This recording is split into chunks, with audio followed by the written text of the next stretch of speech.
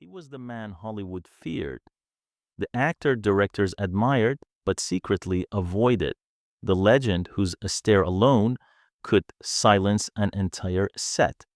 James Cagney, the explosive heartbeat of Hollywood's golden age, built his career on unmatched honesty, raw intensity, and a soul that refused to bend.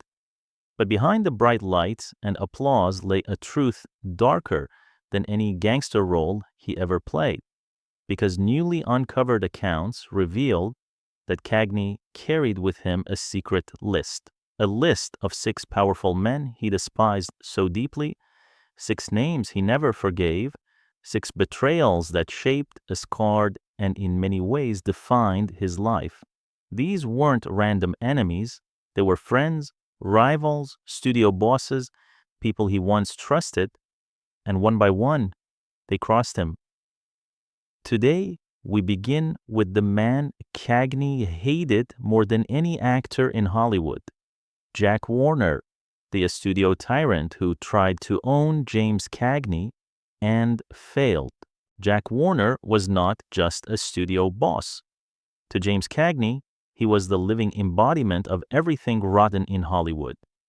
Greed, unchecked power, and the cold-blooded mindset that saw actors not as artists, but as replaceable tools. After The Public Enemy exploded in 1931 and turned Cagney into the brightest star at Warner Brothers, most actors would have expected praise, a raise, or at the very least, respect. But Cagney received none of that. While America hailed him as a new cinematic phenomenon, Warner kept him locked into a painfully low-paying contract while demanding brutal, endless working hours. Cagney felt degraded, used, and treated like a machine built only to generate profits. When he finally confronted Warner about the inhumane schedules and the lack of fairness, the studio boss responded with a remark so cruel that it burned into Cagney's memory forever. "You should thank me for taking you off the streets." To a man who had clawed his way out of poverty through discipline and self-respect, this was an unforgivable insult. It wasn't just disrespect, it was humiliation. From that moment, Cagney vowed he would never allow anyone, not even Jack Warner, to diminish his dignity. By 1935, the tension had become unbearable. Warner suspended him unfairly, restricted his creative freedom, and dismissed his concerns as if they were meaningless. And then Cagney did the unthinkable, something that shook the entire studio system. He walked out on Warner Brothers at the height of his fame. Hollywood gasped. No actor dared challenge the studio system, but Cagney did, boldly signing with Grand National Pictures and proving he could not be owned, controlled, or intimidated. The betrayal split their relationship permanently. Warner retaliated behind the scenes. He tried to chain Cagney to repetitive gangster roles. He tried to limit his influence. He even used his memoir to paint Cagney as difficult and ungrateful. But Cagney never took such blows lying down. His response became one of the most iconic lines ever spoken about a studio mogul. Jack Warner would have made a great slave owner in the Old South. For Cagney, this was never about money. It was a war over dignity, a battle for artistic respect, and a wound that neither man ever allowed to heal. If Jack Warner represented exploitation, then Edward G. Robinson represented something far more personal to Cagney: betrayal fueled by ego, rivalry, and ambition. Cagney didn't merely dislike Edward G. Robinson. He hated him with a fire that lasted for decades, and it all began in 1931, the year that would define both their careers. That year, Hollywood witnessed the birth of two gangster legends. The Public Enemy turned Cagney into a phenomenon, while Little Caesar elevated Robinson to a stardom. Two kings, one throne, and the studio quickly realized it could profit from pitting them against each other. Warner Brothers played a dangerous game, whispering promises to both actors, offering them the same roles, and stirring jealousy like gasoline poured on open flames. The rivalry escalated rapidly. The breaking point came during the filming of Smart Money, 1931. The project was supposed to be Robinson's showcase, his big moment in the spotlight. But when the studio cast Cagney in a supporting role, everything changed. Robinson felt threatened, terrified that Cagney's rising star would eclipse him. So he struck back. Robinson demanded script rewrites that pushed Cagney out of nearly every significant moment. Scenes meant for Cagney were cut down or shifted entirely to Robinson. By the time filming ended, Cagney's role was practically erased. To Cagney, this wasn't competition. It was sabotage, and he never forgave it. As his power increased in the late 1930s, Cagney quietly blocked Robinson from key projects, ensuring the studio could never again position Robinson on equal footing with him. Their silent war spilled from back rooms into casting decisions. By 1938, during discussions for Angels with Dirty Faces, Cagney delivered the line that sealed Robinson's fate. It's him or me, and I'm the one putting butts in seats. That was the end of Robinson's chance. The studio backed Cagney without hesitation. But the deepest wound came years later during the Hollywood blacklist era. Under government pressure and fear for his own career, Robinson cooperated with investigators. Meanwhile, Cagney, despite sharing anti-communist views, refused to betray anyone by naming names. To Cagney, this was unforgivable cowardice. Robinson had played gangsters for decades, but when real courage was needed, he faltered. Cagney summed it up with a cutting remark. Eddie played tough guys for years, but couldn't stand up when it actually mattered. To Cagney, this wasn't just rivalry, it was personal failure. A friend and competitor who failed his test of integrity. A betrayal he carried for the rest of his life. Of all the stars in Hollywood's golden age, there was one man James Cagney simply could not stomach: Clark Gable. Their feud didn't come from a fight over roles or contracts. It came from something far deeper, something Cagney despised with every fiber of his being: fraudulence. To Cagney, Gable wasn't just a rival, he was the perfect example of Hollywood's biggest lie, a carefully manufactured hero built by MGM's publicity machine. The feud ignited in the mid-1930s at an MGM gathering. Gable, surrounded by reporters, was delivering a polished, dramatic tale about his rugged blue-collar upbringing, playing the part of a working-class hero. Cagney, who actually grew up in brutal New York poverty, overheard every word. He didn't interrupt. He didn't argue. He simply spoke just loud enough for Gable to hear. Amazing how some people remember childhoods they never had. The entire room froze. From that moment forward, Gable and Cagney became silent enemies. To Cagney, Gable was everything wrong with Hollywood. The tailored suits, the manufactured charm, the title The King, repeated endlessly by fans who believed the myth. And worst of all, Gable embraced it fully, as if he truly were royalty. Cagney once told a colleague, "If he's the king, then this town was built on cardboard." But the resentment didn't stop there. During World War II, Gable's military service was celebrated across newspapers as if he were America's poster soldier. What the public didn't know was that MGM had arranged assignments with minimal risk to protect its star. Meanwhile, Cagney threw himself into Bond drives and USO shows until his health nearly collapsed, only to face criticism that he wasn't doing enough. The double standard infuriated him. The final explosion came at the 1943 Academy Awards. Cagney had just won Best Actor for Yankee Doodle Dandy. Backstage, Gable made a height joke about Cagney, loud enough to impress his circle of friends. Cagney heard it. He walked over, looked Gable straight in the eyes, and said calmly, "At least I stand tall without a studio publicity department adding inches." Gable froze on the spot. From that night on, Cagney refused to attend any event where Gable would be present. Producers avoided pairing them, terrified the tension would erupt on set. This was not petty jealousy. It was deep, instinctive contempt.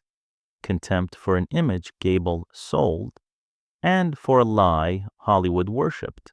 Of all the painful breaks in James Cagney's life, none cut deeper than the collapse of his friendship with James Stewart.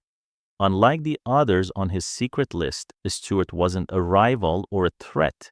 He was a friend, warm, respectful, and someone Cagney genuinely admired. They shared long conversations on lunch breaks, they joked together between scenes, and above all, they respected each other's dedication to the craft.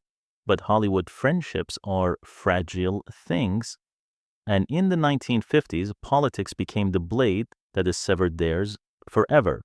During the rise of Cold War paranoia, both actors found themselves under scrutiny. Cagney was fiercely anti-communist, but he drew a hard moral line. He refused to name names. To him, testifying against colleagues was a betrayal of everything America stood for. James Stewart, however, began supporting HUAC, the committee at demanding loyalty oaths and cooperation from actors. He didn't just quietly approve, he publicly embraced their efforts. To Cagney, this was a devastating shock. The breaking point came during a Screen Actors Guild meeting. After listening to Stewart defend HUAC, Cagney finally snapped. He confronted him face to face. "I fought communists in our unions when you were still in college, Jimmy, but what you're supporting now isn't Americanism. It's fear disguised as patriotism." Stewart, known for his gentle nature, was visibly hurt. The room fell silent. Everyone saw the friendship tear in real time. From that day on, the two men avoided each other completely. No lunches, no meetings, not even eye contact at industry events. Years later, when asked about Stewart in the 1960s, Cagney delivered a response that was both respectful and heartbreakingly cold. "Jimmy Stewart is a fine actor and a genuine war hero. We just couldn't agree on what we were supposed to be fighting for." It was the closest Cagney ever came to admitting the truth, that politics had stolen a friend he once truly valued. Among all the men James Cagney clashed with, Humphrey Bogart occupied a unique place. He wasn't a rival like Robinson. He wasn't a fraud like Gable. He wasn't a political disappointment like the Stewart. Bogart was something else entirely.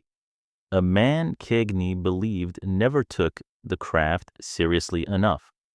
Their history stretched back to the early 1930s when Bogart was still struggling to find his footing.